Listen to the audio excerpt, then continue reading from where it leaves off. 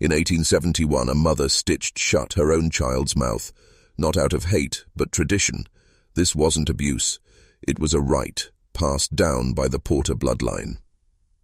In the winter of 1871, under the dim candlelight of a crumbling farmhouse in rural Pennsylvania, something unholy took place. The Porter matriarch, Eleanor, sat in the parlor, her hands trembling but resolute. In her lap lay her 6-year-old son, Thomas, silent and obedient. His lips had been smeared with oil and ash. In Eleanor's hand, a needle and black thread, not silk, not cotton, something older, stronger, woven by hand years before, from fibers no one dared ask about. One by one, she sewed his lips shut. Not violently, not in anger, but with the same care a mother might hem a coat or stitch a wound. Thomas did not scream. He was told from birth that this day would come, that silence was survival, that the curse needed a vessel, and that vessel must never speak. It wasn't the first time this had happened in the Porter line, and it wouldn't be the last. You see, the Porters weren't like other families. They didn't speak of love. They didn't celebrate birthdays. They didn't raise voices, not even in pain. Because in 1834, something whispered into the ears of the first Porter settler, a voice older than language, speaking not in words but in tension. It promised power, longevity, prosperity, but it demanded one thing in return: silence. And so, the bargain was made. Every generation, the chosen child was silenced, physically and spiritually. Their ability to speak removed, their mind bound by generations of fear and obedience. It was said that if even one chosen Porter broke the pact, if just one child uttered truth out loud, the curse would reverse, and everything they had built would burn. For decades, neighbors asked questions. Why didn't the Porter children go to school? Why were they always hidden and behind windows? Why were their mouths often covered in scarves, even in summer? The family dismissed it all as illness, shyness, sensitivity to light, but in hushed taverns and decaying town records, the truth was preserved. Barely. And today, all that remains of young Thomas Porter is a grainy, sun-warped daguerreotype. His eyes, wide and glassy, his lips, sealed by a mother's trembling love and a family's ancient fear. This was no punishment. This was legacy. They say you can hear weeping near the grave, even when no one is there. But what if there's no grave at all? Just outside the remains of what was once Porter land, beyond a crooked iron gate swallowed by vines, lies a plot of earth that locals call the Hollow. It looks ordinary, but it isn't. No headstones, no names. Just bare, uneven soil that never quite settles. Every spring, when the rain falls hardest, bones rise. Tiny ones, adult ones. Bones with no medical records, no funerals, no history. They were never meant to be found. The town of Bleak Hollow recorded burials for every family except one, the Porters. Officially, none of them were ever buried. And yet, generations lived and died on that land. The question that chilled the town to its core wasn't how they died. It was why they were hidden. In 1922, a field hand named Luther James was clearing brush near the back edge of the Porter property when his shovel hit something soft. Not stone, not clay. Something that cracked. He thought it was animal remains at first, until he saw a child's shoe, and then a jaw, still intact, still grinning. Within hours, 2 more partial skeletons were uncovered. They were buried in shallow graves, barely covered, like someone had been in a hurry, or wanted them to be found eventually. The local authorities were called, but before they arrived, a man with sunken eyes and a black coat appeared at the site. He never gave his name. He told Luther to stop digging, said, "The earth remembers what it must." And just like that, the man was gone. So was the shoe. So were the bones. Luther tried to tell his story, once. By the next season, he vanished too. Since then, visitors to the Hollow report strange things. cold air on summer nights, whispers under the soil, and the distant cries of children saying nothing at all, just breathing, weeping, waiting. One theory among paranormal historians is that the Porter dead were never truly dead.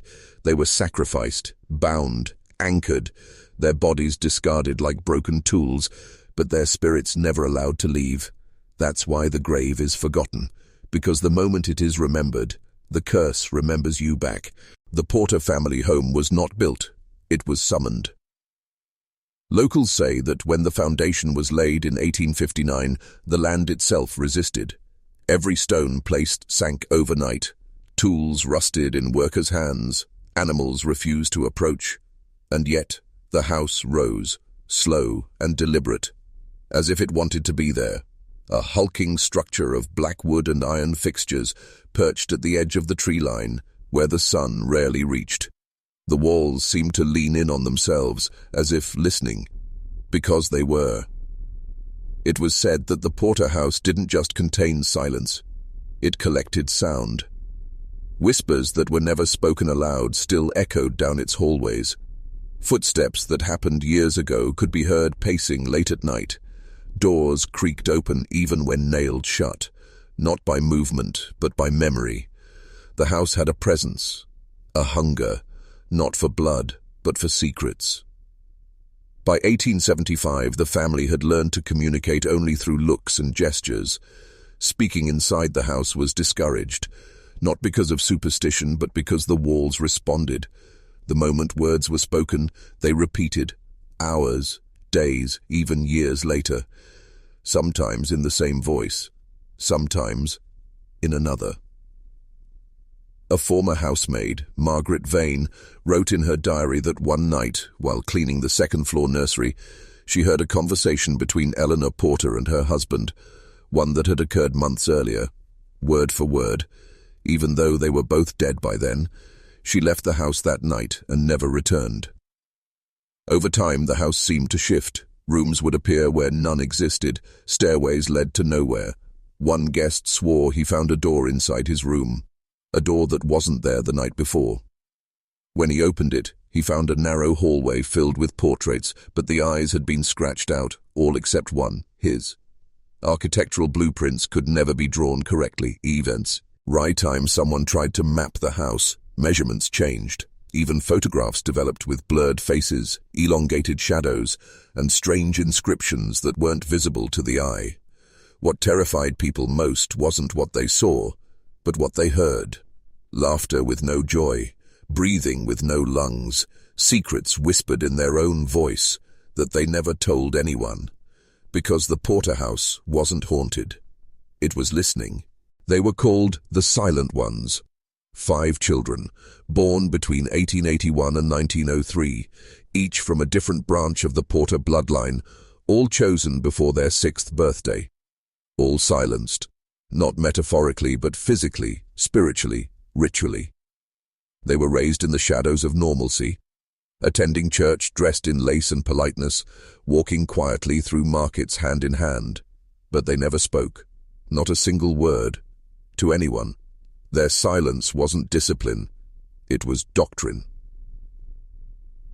A secret school was set up in the cellar beneath the main house, with a single blackboard, no windows, and heavy books written in a language even scholars can't translate. These children learned history, but not the history of their nation. They studied the lineage of pain, memorized ancestral sins, practiced the gestures and signs used to bind oaths. Not one of them questioned it, because they were told that questioning was how it started last time. What last time meant, no one knew. The family kept journals, but in code, and only those within the bloodline could read them. In one decoded entry, Eleanor Porter wrote, "The mouths of our children are not closed from cruelty. They are closed to protect the seal. The more they speak, the more it stirs, the more it hears. The last time a child screamed, we lost a generation." But what did they lose them to? Stories circulated of the eldest child, Amelia Porter, who went missing in 1896 after allegedly uttering 3 words in the middle of the night. I see it. By morning, she was gone. Her bed, still warm, her shoes, untouched by the door. Only her fingernails remained, neatly arranged in a circle on her pillow, as if plucked out in ritual. Her siblings were not permitted to cry. Crying, after all, is noise. These children grew into silent adults, most dying before the age of 40. None married, none bore children. Their rates were painted with mouths erased, not scratched out, but brushed over with black ink, as if the very image of a mouth was dangerous. And so they faded from the world, not with a scream, not with a cry, but with the cold, deliberate silence of duty. Not martyrs, not victims, just porters. He was never announced. He never knocked. He simply appeared, and the Porter family changed forever. In the winter of 1907, during a snowfall so thick it silenced even the forest, a man arrived at the Porter estate, or rather, something wearing the shape of a man. Witnesses, few and scattered, described him as tall, dressed in black wool from head to toe, with a wide-brimmed hat that shadowed most of his face. But it was the eyes, or lack of them, that no one could forget. They said where his eyes should have been, there was only smooth skin, as if he had never needed to see, to know. He was later called the Visitor with no eyes. Porter family journals describe his arrival in vague, frightened terms. One entry from Elizabeth Porter reads, "He comes without breath, without shadow, without time. We opened the door, and he was already inside. He stayed in the house for 3 days. No food, no sleep, no conversation. He did not sit, nor did he move from the entrance hall. But from the moment he arrived, the walls groaned with tension. The silence was not peaceful. It was heavy, compressed, as if sound was being swallowed into something infinite. On the second night, thunder cracked without lightning. Every mirror in the house shattered at the same hour, 3:17 a.m., and in each sliver of glass, the Porters claimed they could see themselves, older, dead, screaming, yet no one ran. No one could. The children of the house were found in a trance, standing in corners, fingers pressed to their lips, humming a soundless tune. Even the birds in the woods stopped singing. It was as if nature itself refused to witness what was unfolding. When the visitor left, he didn't walk out. He was gone. No footprints, no door opened. But something had been left behind. A leather-bound book. No title. Just a seal made of human teeth, bound in thread, spun from hair.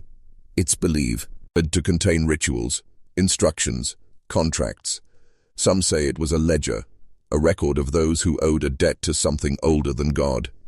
After that winter, the Porter family stopped attending church. They boarded the windows, closed the gates, and never allowed another outsider in. Because the man with no eyes didn't come to see. He came to collect. It began with the stench. In the spring of 1910, a foul metallic odor spread through the Porter estate. At first they thought it was mold, the natural rot of an old house sealed tight from the world. But no cleaning helped. No repairs worked. It seemed to come from everywhere, the floorboards, the chimney, even the attic beams. And with it came something worse, dripping.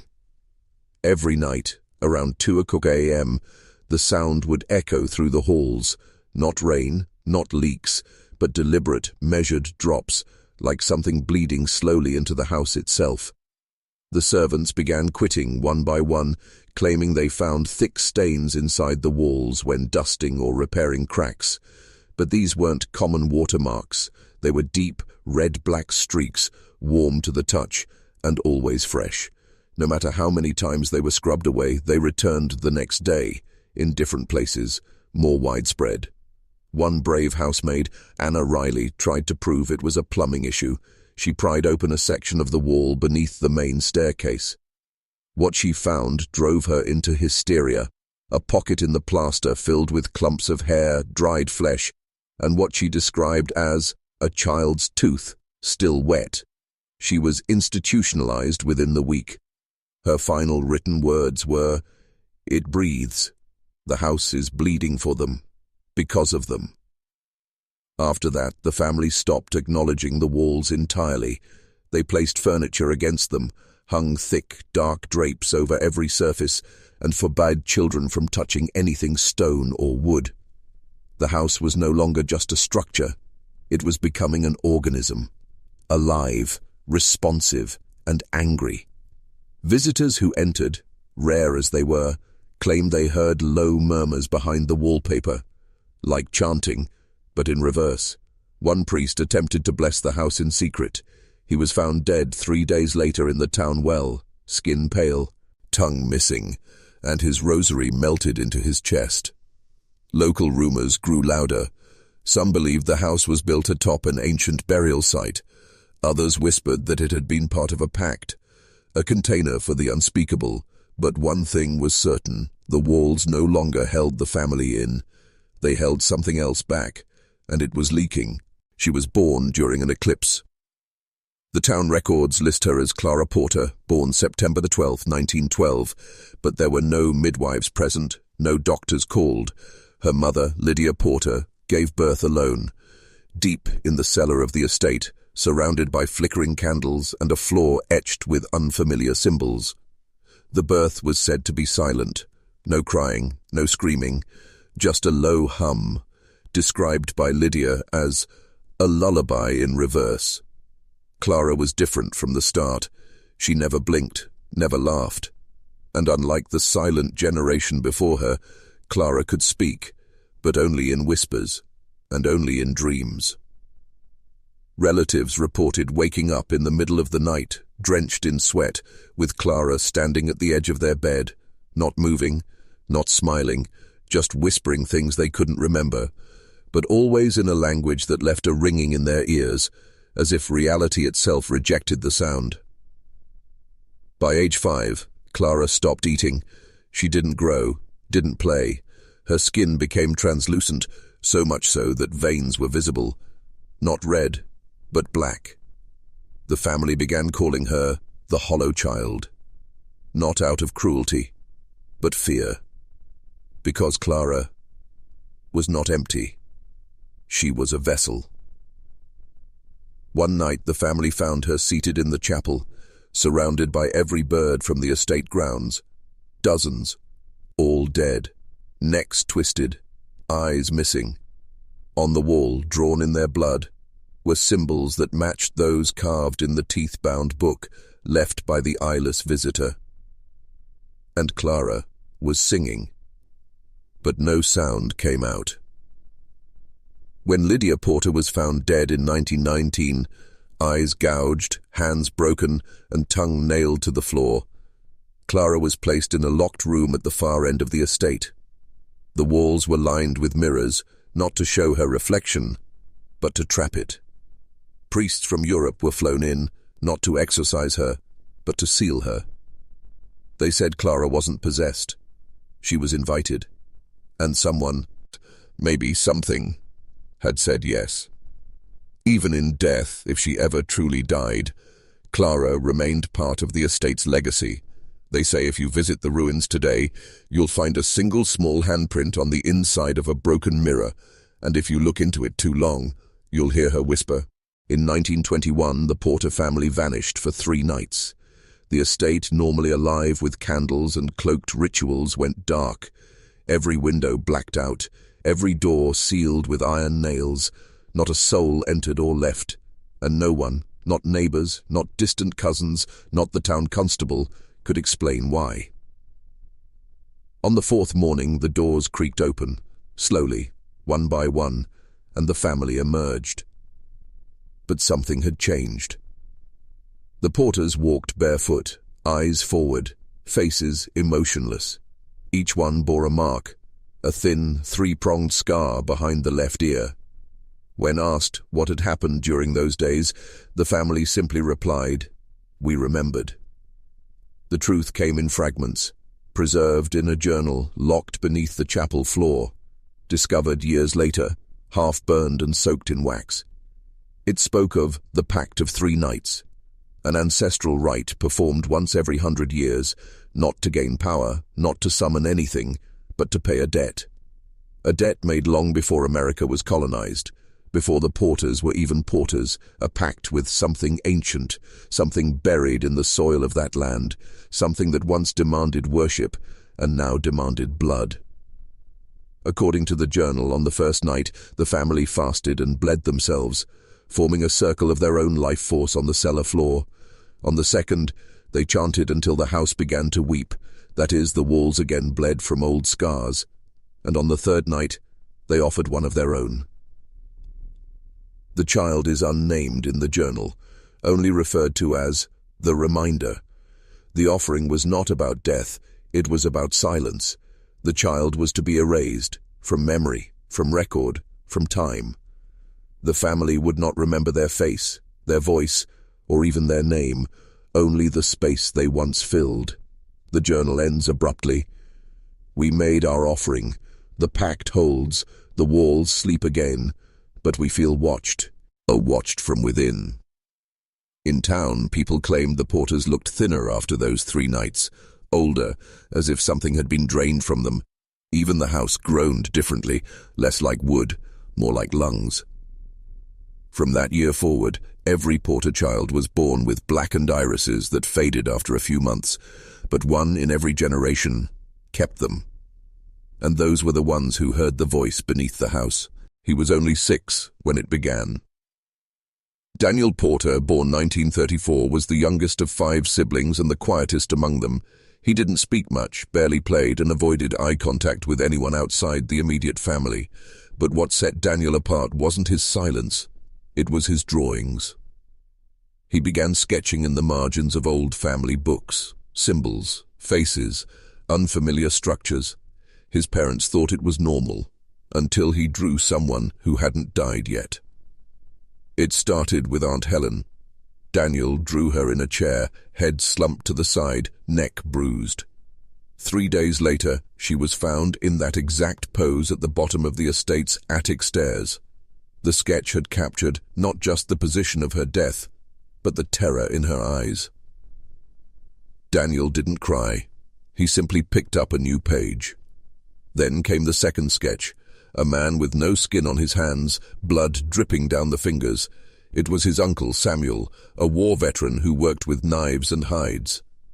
Weeks later, Samuel suffered a psychotic break, clawing at his own skin for hours before collapsing in a pool of blood. Again, the image matched, line for line. By age 7, Daniel's room was stripped of all paper, pencils, and chalk, but he didn't stop. He started scratching images onto the walls with his fingernails, his teeth, even his own bones after breaking a finger during a fit. When asked what he was drawing, he would whisper, "They're already dead. I'm just remembering forward." A priest from Romania, who had been researching prophetic trauma and ancestral curses, visited the estate to observe Daniel. The priest lasted only 3 hours. Before leaving, he muttered in Latin, "He carries the ink of the buried." Then Daniel disappeared. One morning, his room was empty, but not undisturbed. Hundreds of drawings covered every inch of the space, faces screaming, bodies burning, children sewn shut. But most, chilling of all, was the central drawing on the ceiling, a massive eye open wide watching from a void. Below it was written, "I see the ones you forgot, and they see me back." Daniel was never found, but every year on his birthday, a new drawing appears inside the Porter ruins, etched into stone, often in bone dust. The drawings depict future deaths, and they always come true. The Porter estate had many secrets, locked wings, hidden corridors, walled-off staircases that led nowhere, but none more sinister than what lay beneath the roots of the forest just behind the house. The garden was once vibrant, roses in spring, poppies in summer, but by 1952 the flowers stopped blooming. Instead, the trees grew too fast, too thick, their roots curling unnaturally toward one spot near the old well.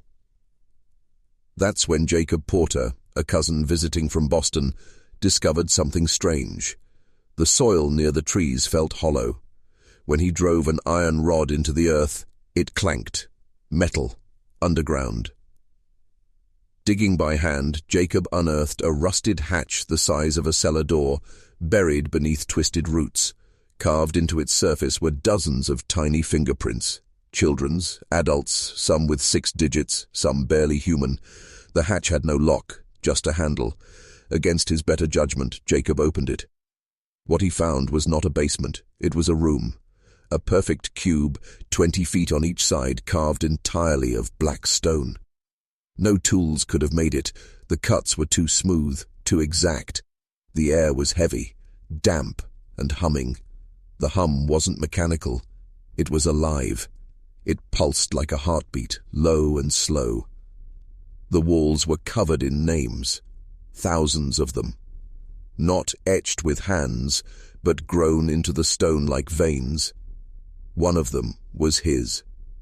At the center of the room stood a wooden chair, rotting yet untouched by time, surrounded by a circle of salt and teeth. Jacob tried to leave, but the hatch above had vanished. The roots had grown over it in minutes. He was trapped. Hours passed. Then she arrived. A girl, barefoot, pale as chalk, hair covering her face. She didn't speak. She just pointed at the chair. Jacob resisted until his body moved on its own, as if summoned, as if his bones remembered an oath he never made. He sat. What happened next? It was never fully known, but 3 days later, Jacob emerged from the woods, skin cold, hair white, mouth stitched shut. When the family tried to remove the stitches, Jacob bit down on his own tongue and bled to death. No one ever reopened the hatch. But in the trees above, names continue to grow into the bark. New names. Many of them aren't porters. Many of them are still alive. It was built without hinges, without a handle, no seams, no frame, just a perfectly smooth slab of dark oak embedded into the western wall of the porterhouse's east wing. Everyone called it the Quiet Door. Why? Because it made no sound. Ever. Not when knocked, not when struck, not even when screamed at. You could pound on it with a sledgehammer and feel the vibration in your bones. But the air around it would remain eerily still, vacuumed of all sound. The door had always been there, even before the Porters bought the estate in 1781. According to blueprints found in 1964, that wall was supposed to be solid. But when renovations began that winter, a carpenter noticed a temperature shift in the brick. Cold, far too cold for the season. And then he found it, a seam, invisible to the eye, but smooth to the touch. They called in a structural engineer. She listened, pressed her ear to the door. After 10 minutes, she backed away, trembling. She said she heard a man weeping on the other side, but the weeping wasn't muffled. It was like the sound was being fed directly into her mind. Later that night, she drove off a bridge. The Porters never tried to open it again, but the door, it began changing. First, it started to breathe, not literally, but the wood would pulse softly, expanding and contracting, like lungs. Then came the marks, thin white lines that appeared at dawn and vanished by dusk, resembling tally marks. They increased by 1 each day. One night in 1982, a family dog went missing. The next morning, the door was open a crack, just enough to see pitch black inside and a single paw print burned into the floor. After that, the door was sealed with chains, bricks, salt, even holy water. Nothing worked. Every attempt to obscure or remove the door ended with hallucinations, seizures, or death. By 1991, the East Wing was permanently boarded up, and yet, every few years, someone dreams of it. Not just porters, strangers, tourists, even people miles away. They dream of standing before it, hearing their own voice echo back from inside, whispering things they've never told anyone. The tally marks haven't stopped. As of this year, there are 7,049, and the door has started creaking. Not open, not yet, but breathing, louder. They say that trees remember. That beneath the bark, deep in the rings where time is stored like breath held too long, The forest knows things, terrible things. And the woods behind the Porter estate were old, ancient, even before the first stone of the house was laid. Locals never chopped firewood there, birds never nested, even snow avoided falling too heavy. But the Porters? They built through it. They called it taming the land, but what they did was desecrate it.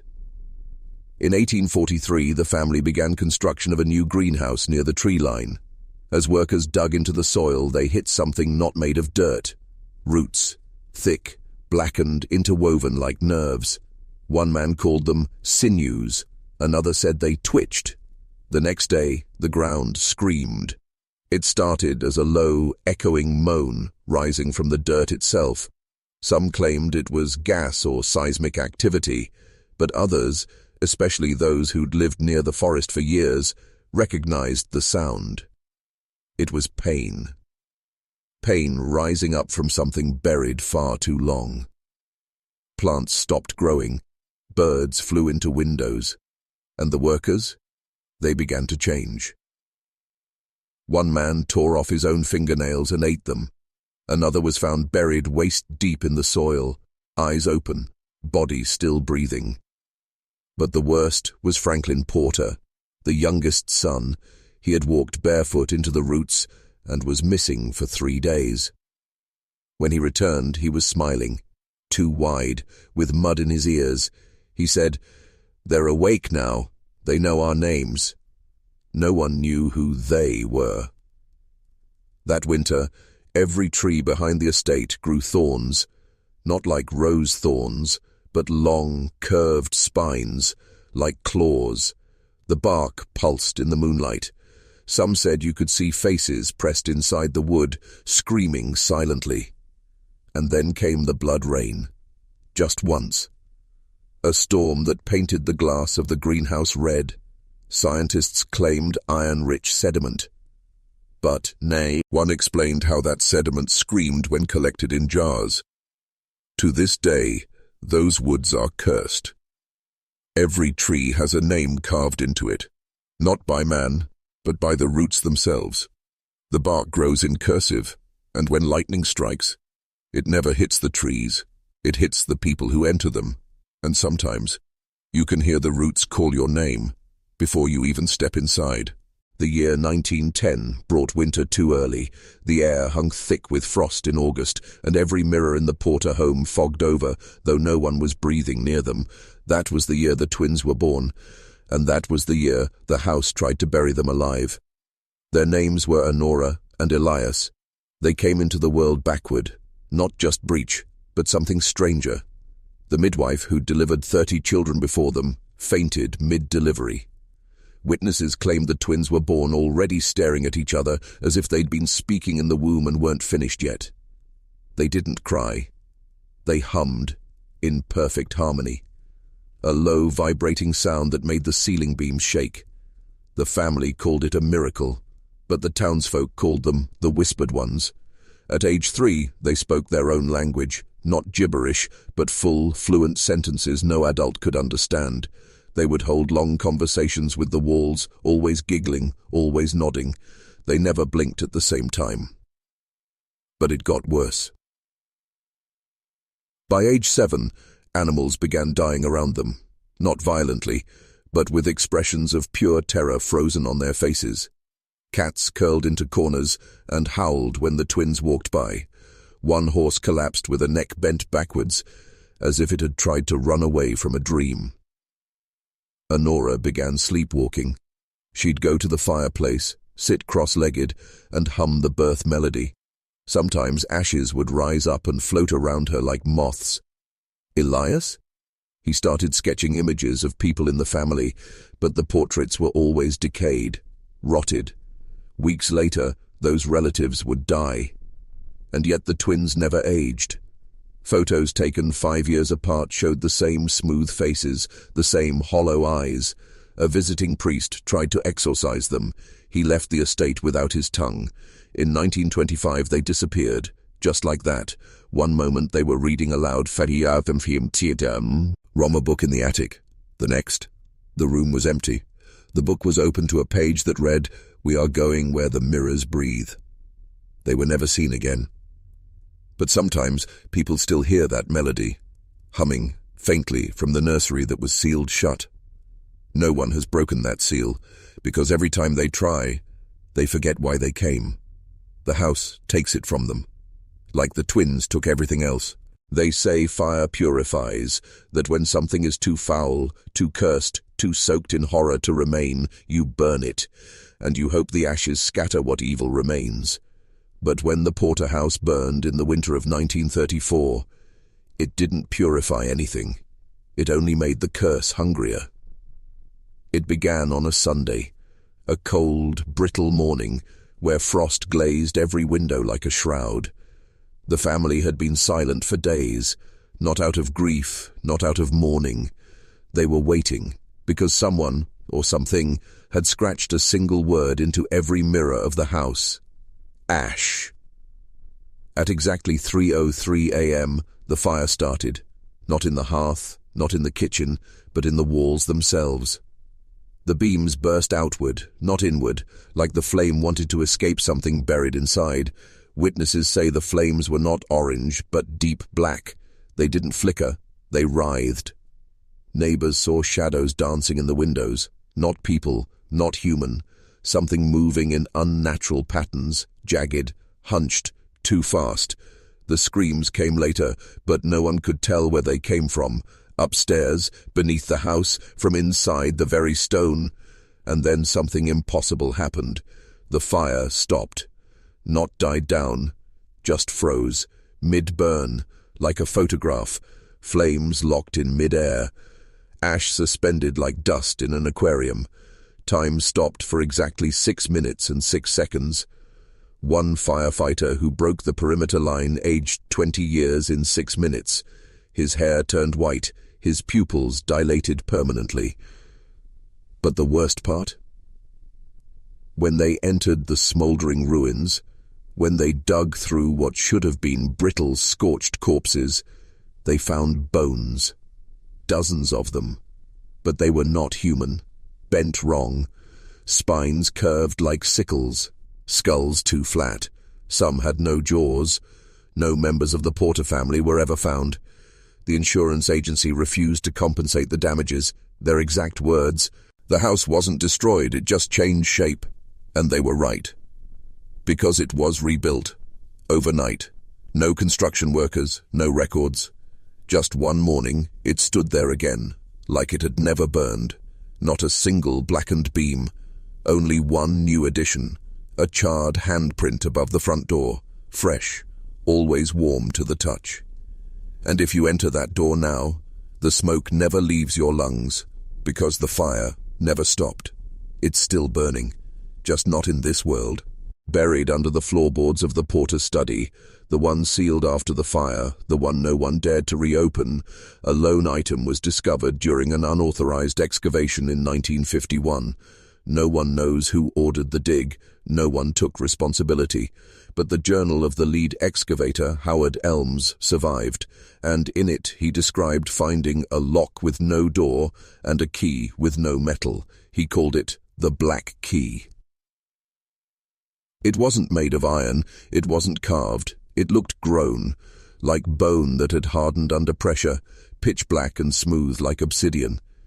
When he picked it up, it hummed, not a sound, but a vibration, deep in the sternum, as if something ancient had just woken up.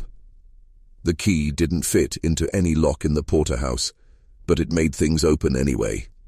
Elms wrote that mirrors began to bleed fog when he held it. One shattered on its own, revealing not glass behind it, but teeth. He began having dreams where he stood in a vast underground chamber lined with doors, all whispering his name. One night, the dream changed. A figure appeared, a child, faceless, dressed in soot. It handed him a second key. When Elms woke, he was holding it. Within weeks, he went mad. His final entry read, "There is a door beneath this house, not a door of wood or stone, but of memory. The key doesn't open it, the key feeds it." No one saw Howard again. But the key, it resurfaced in the hands of a museum curator in 1963, Dr. Elaine March.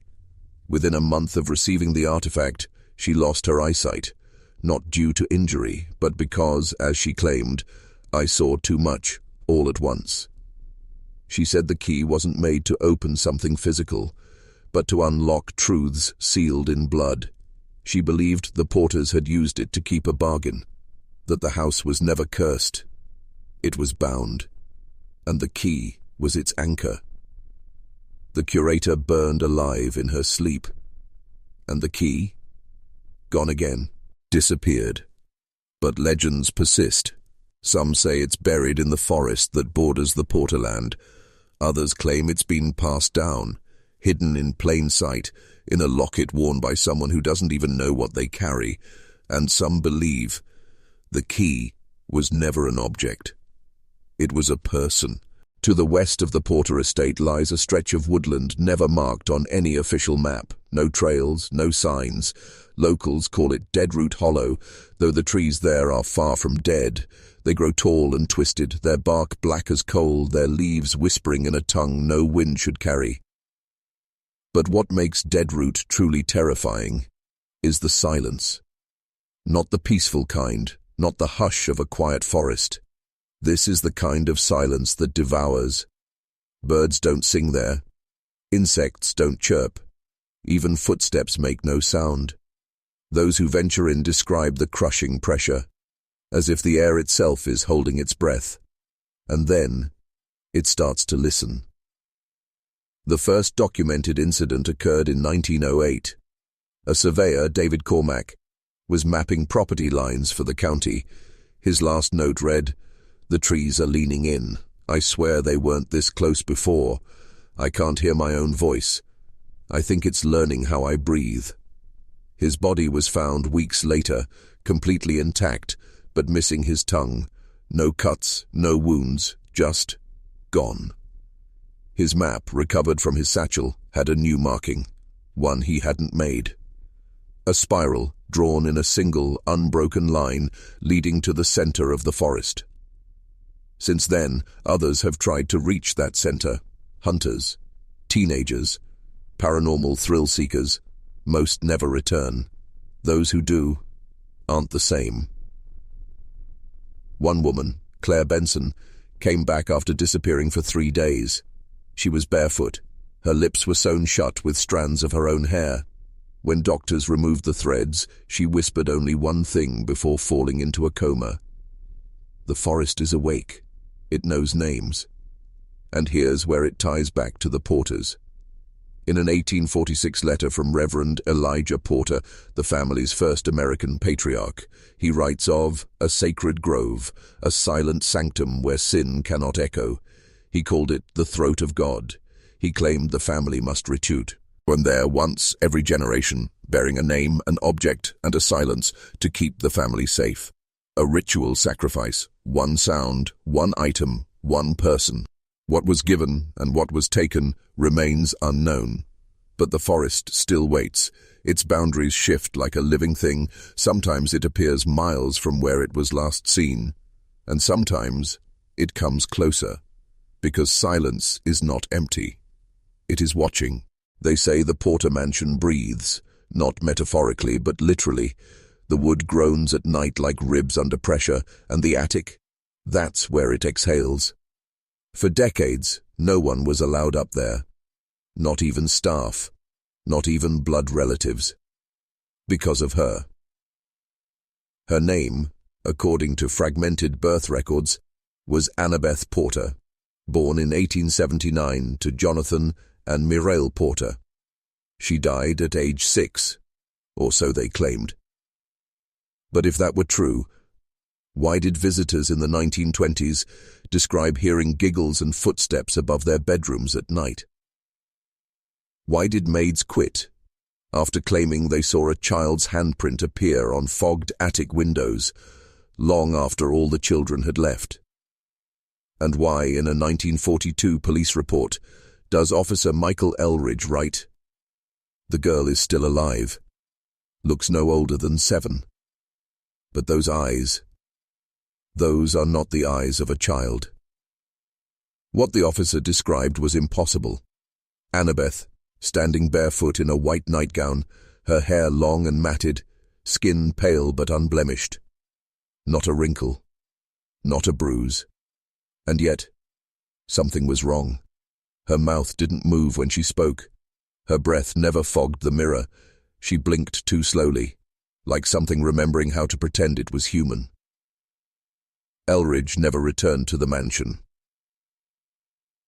The attic was permanently sealed that year, with iron locks and crucifixes nailed into the doorframe, but in 1983, renovation workers opened it again, unintentionally.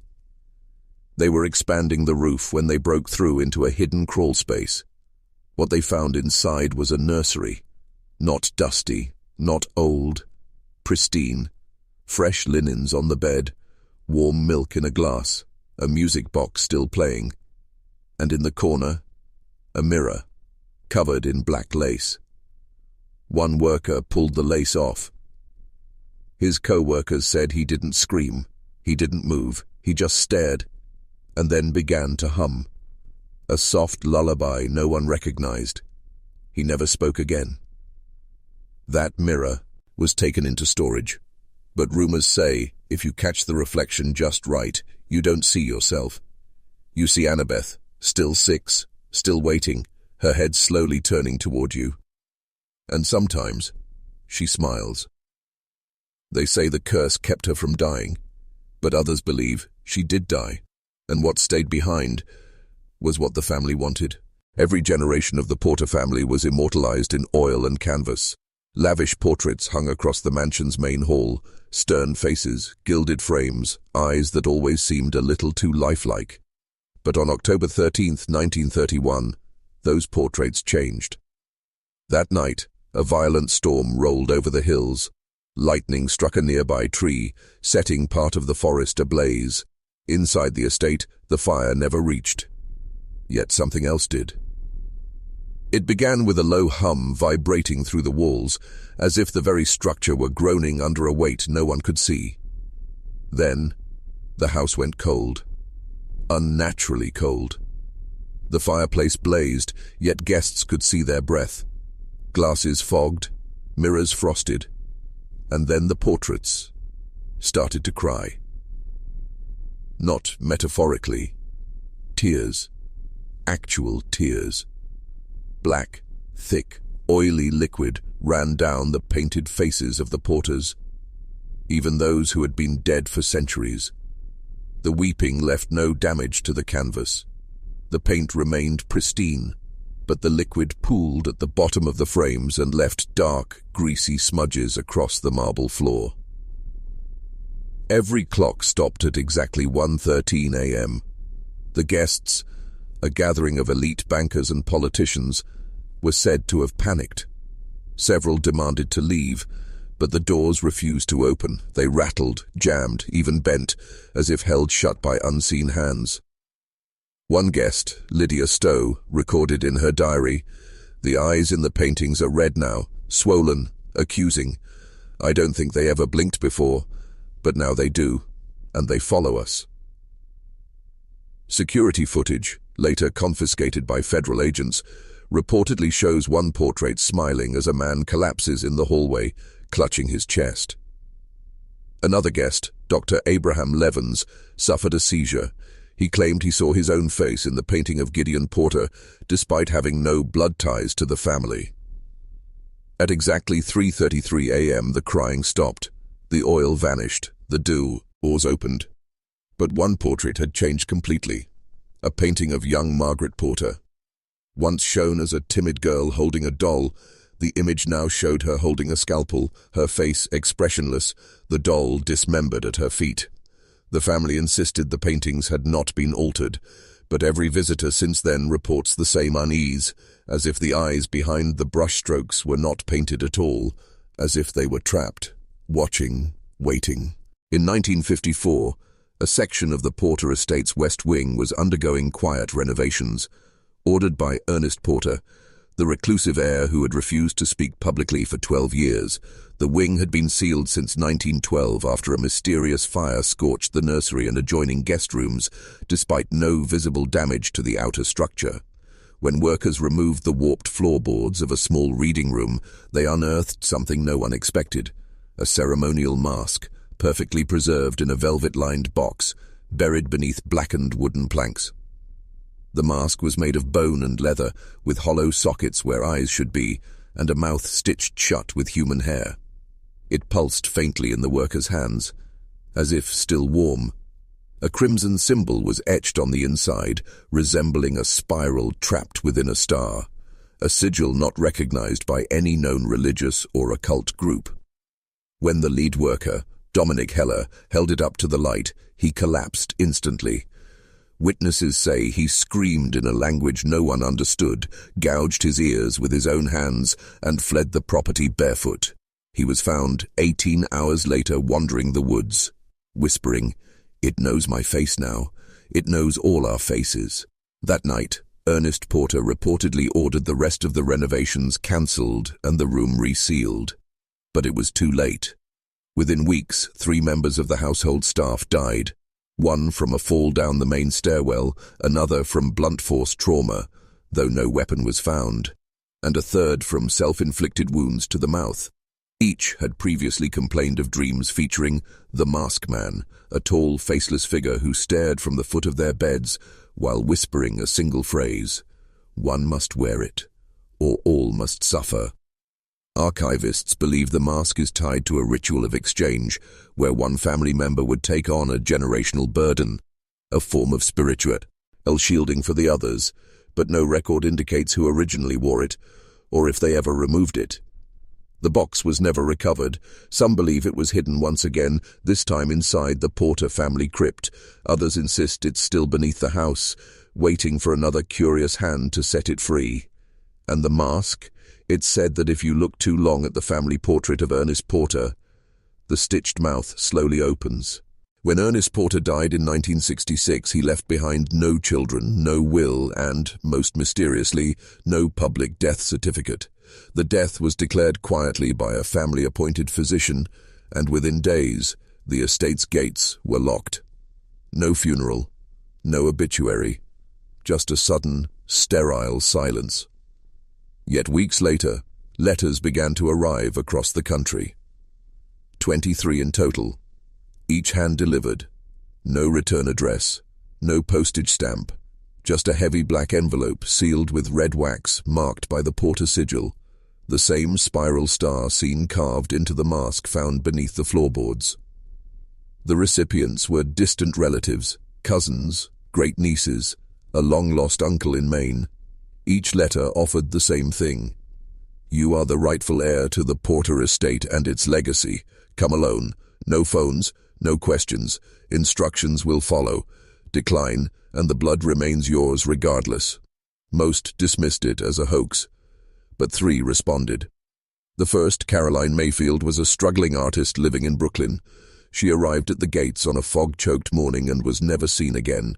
The only record is a single Polaroid found in her studio, showing her standing beside the estate's door, smiling, with eyes red and weeping. The second, Edward Reese, a veteran with no known family ties to the Porters, made it past the gates. 2 days later, his car was found in a ditch 20 miles away, engine running, windshield cracked from the inside. There was no sign of Edward, only a single page on the driver's seat.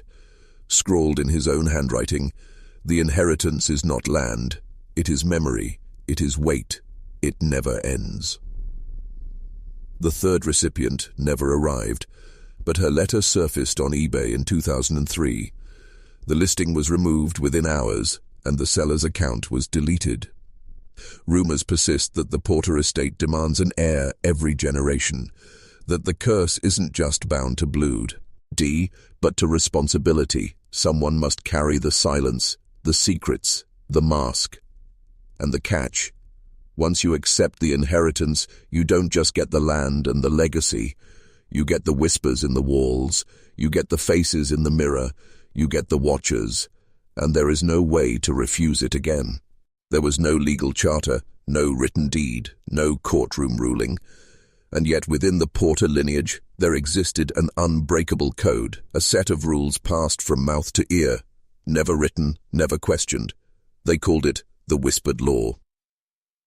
Survivors say it was taught in the dark, literally. When a Porter child turned 7, they were led into a pitch-black room by the eldest living member of the family. There, hand in hand, the child was made to listen. No lights, no speaking, just a slow, rhythmic whisper, over and over, for hours. The words themselves were never revealed to outsiders. Some called it a prayer, others a contract. But every child who emerged from that room left different.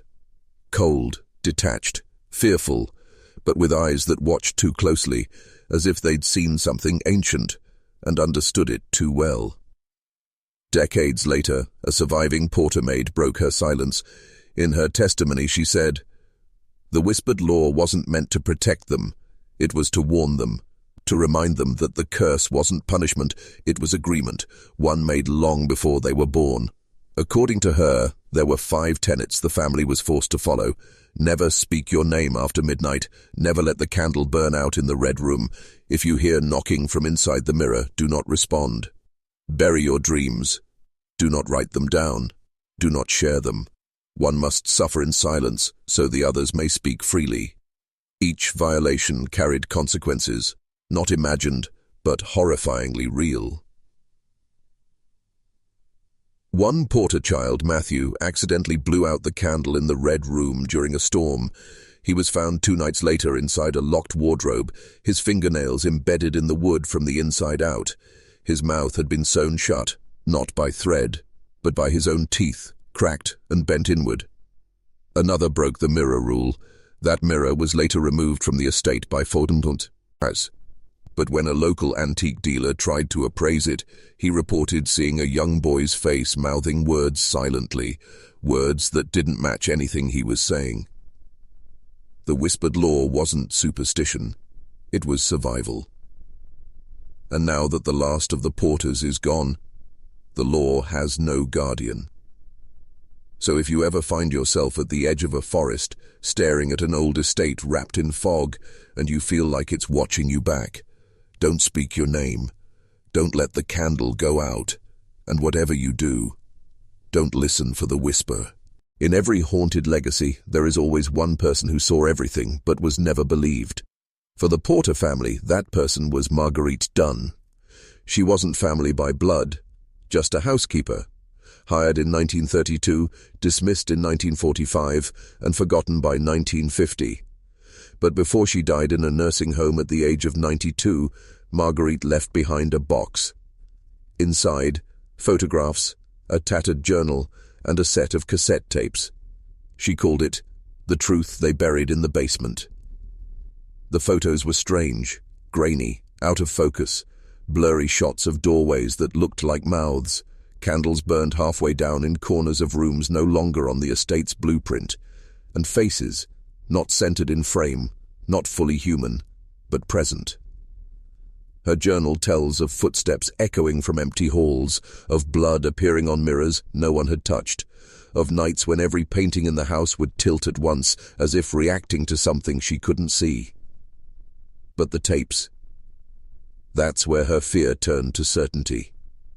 In one, dated July 14th, 1938, Marguerite whispers into the recorder, "They've brought the boy into the cellar again.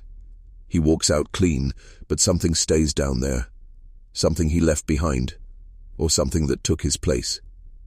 In another, Mrs. Porter doesn't sleep anymore. She just sits in the attic and hums, says it's the only way they stay calm. But I don't think it's working. The mirrors are humming back. Marguerite's most chilling entry is from the night before she fled. "I saw it. Not a ghost, not a person. A shape, watching from inside the grandfather clock. It smiled, it knew my name, and it wasn't using a mouth to say it." After she left the Porter estate, Marguerite never spoke publicly about what she witnessed. Her family claimed she suffered dementia, but researchers who reviewed the box say the dates, details, and names all match other accounts, many of which weren't made public until decades later. One audio expert who cleaned up the tape said something terrifying. On 3 of the recordings, there's a second voice, barely audible beneath Marguerite's. It's not responding. It's echoing her exact words, 3 seconds late. Like a shadow learning to speak. The Porter curse wasn't just inherited, it was witnessed. And it left one last message, scrawled on the final page of Marguerite's journal. The house remembers, even if no one else does. The house had grown silent. Not the peaceful kind of silence, but a dead hush, like a breath being held for too long. In 1961, the last known Porter heir, Elias Porter, aged 27, returned to the estate after years in exile. He had fled as a teenager, disappearing into Europe under a false name. No one expected him to come back. But he did. And he came with only one item, a black leather satchel containing a book bound in red thread and a vial of blood marked Father. Neighbors recalled seeing Elias arrive on foot at dusk. The sky was bruised with thunderclouds, yet as he stepped through the iron gate, the weather stilled. Birds vanished. Not a single branch moved. It was as if the land itself was waiting. What happened that night would become legend in the surrounding town. Smoke began rising from the old estate just before midnight. Not fire, just thick grey plumes that smelled like clay and sulphur. Lights flickered from the third-floor window, though the house had no power. And at exactly 3:33 a.m., a single toll rang out from the broken grandfather clock.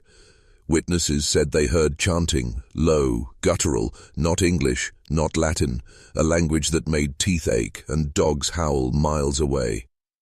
The next morning, the front door stood wide open. Elias Porter was gone. No body, no footprints, just a circle burned into the marble floor at the center of the grand hall with 5 items placed precisely at each point. A cracked mirror facing downward, a candle still burning, wax pooled into the shape of a spine, a child's shoe with the laces tied in a perfect noose, a single feather dipped in ink, and the vial of blood, empty. The book was never found. But days later, a priest from Boston arrived unexpectedly. No one knows who summoned him. He spent 1 hour inside the estate, emerged drenched in sweat, and uttered only this. It's sealed, but not destroyed. He made a pact, not to break the curse, but to become it. To this day, the Porter estate remains unsold. Every attempt to renovate it has failed. Equipment breaks, blueprints vanish, workers quit without explanation, often refusing to speak about what they saw, and locals whisper that on stormy nights, a man in black can be seen standing at the third-floor window, watching. Not trapped, not pleading. Waiting. They say some houses breathe. They creak not from age, but from memory. They whisper not with wind, but with voices long buried. The Porter estate is one of them. Since Elias Porter's final ritual in 1961, the house has remained untouched, yet never truly empty. Investigators, journalists, and occultists have tried to document its secrets, but most left shaken, and a few never left at all. In 1978, a paranormal research team from New York spent 72 hours inside the estate, armed with cameras, microphones, and EMF detectors. Their final recording, recovered from a camera left on the third floor, captured a single line spoken in a raspy, unnatural tone. You came to hear stories, but now you're part of one. 3 of the 4 researchers returned. The 4th was never found. In 1995, a documentary crew tried to film inside for a Halloween special. Footage from day 1 shows laughter and light banter. By day 3, the host is silent, eyes darting at unseen things. The episode was never aired. The footage was later leaked, but most platforms refused to host it, citing unexplained audio interference. Even more disturbing, in 2003, during a rare renovation attempt, construction crews uncovered a second basement, one that didn't appear on any of the blueprints. What they found was horrifying. Dozens of scratched symbols on the walls, iron chains embedded in the floor, and what appeared to be a child-sized chair bolted in place. No one has been able to explain why the floor beneath that room was warmer than the rest, as if something was still moving underneath. And the portraits, still hanging, eyes repainted, pupils darker, watching. Visitors who dare to spend even an hour inside report seeing reflections that don't match their movements, shadows with too many limbs, and a strange hum that grows louder the longer you stay. One local psychic called the house a soul to rap, a memory palace built from pain, rituals, and sacrifice. She ended her reading in tears, saying, "It's not haunted. It's alive, and it knows we're talking about it." So what became of the curse? Maybe it died with Elias Porter, or maybe the curse was never the family. Maybe the house itself is the final heir.